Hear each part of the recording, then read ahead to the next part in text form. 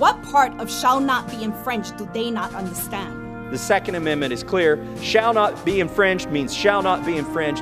Shall not be infringed should be simple enough. People seem to forget we have laws that supplement our amendments.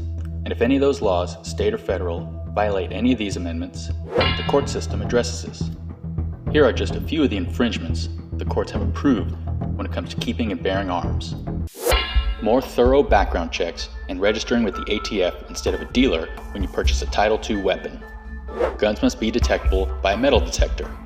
Mandatory background checks when you purchase any firearm from a licensed dealer, which means a dealer cannot lawfully sell you a gun if you are a felon, deemed mentally unstable by a court, have been dishonorably discharged from the military, are an undocumented migrant, are the subject of a legal restraining order, or do not have a permanent address.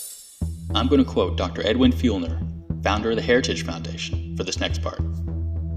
Our Constitution is limited in that it doesn't attempt to do too much. It operates on a simpler plane. It creates a solid political framework and allows leaders and citizens to improvise within it. In other words, our Constitution is a guide.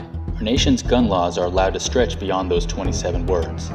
And in much the same way that gun rights activists focus on the shall not be infringed part of the Second Amendment and ignore the well-regulated militia part, they often do the same with the D.C. v. Heller decision. They focus on the personal self-defense interpretation, but ignore the other details of the decision, such as, like most rights, the Second Amendment right is not unlimited. It is not a right to keep and carry any weapon whatsoever in any manner whatsoever, and for whatever purpose. The term arms was applied, then as now, to weapons that were not specifically designed for military use and were not employed in military capacity.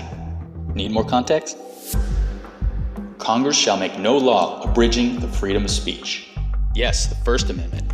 I want to express myself in any and every way I choose. What part of make no law abridging do you not understand?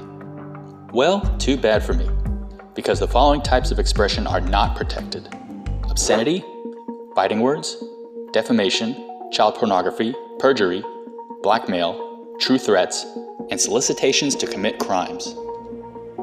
There are infringements on our free press.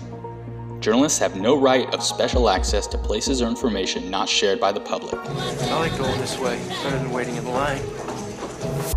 The press can be sued for publishing defamatory material.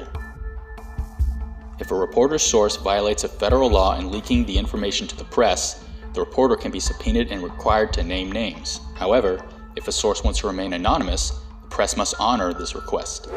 There are infringements on voting. You have to be at least 18. Blacks couldn't vote until 1870.